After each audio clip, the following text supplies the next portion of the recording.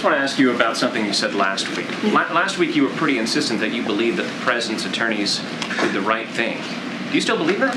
Yes, they did the right thing when it comes to making sure that when the documents were found, they handed it over to the archivist. The reason I ask is that what we now know, the president's counsel statement, the president's personal lawyer statement, shed a bit more light on this, but they raise more questions. Namely, the first call that the president's personal attorneys made on November 2nd was not to the FBI that they had found what we now know were top secret documents out in the open. The first call was to officials here at this White House in the West Wing.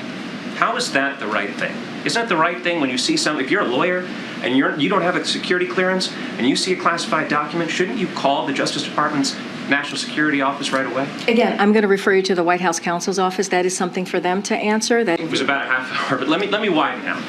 Why is it the matter of this White House counsel to deal with documents from 2 administrations ago?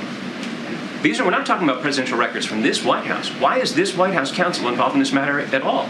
Again, this is something for the White House counsel to address. I'm not going to address that from here. I will refer you to them, and I will refer you to the special counsel. Given these documents have shown up in very personal spaces, we all know that the president loves his Delaware home. It's an extremely personal space for him. Is he physically joining in the search for these things, rummaging around, these boxes in the garage and wherever else? I mean, literally. Are you listening to the question that you're asking me? It's a serious, look, it's a serious matter. I mean, where are these documents? It's a serious matter. Is he taking part in searching for his own documents? Look, I'm going to be very consistent here. I am going to be very clear here, as I have been for the past couple of days, almost a week now, dealing with this. We are going to, any specific questions that you have about this issue, I would refer you to. Bring 2 questions. You just, from the podium, in an answer to one of the reporters, you said something about you don't want to politically interfere when it comes to this investigation on the documents. I asked you when we first heard about the documents, there is a political component and a legal component.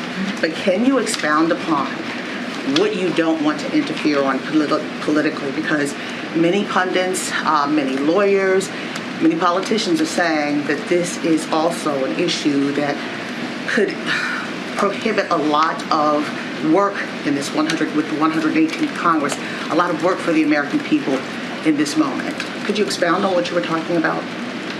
Well, look, I'm not going to get into politics from here, and I've been very clear about that. I've answered that question multiple times already.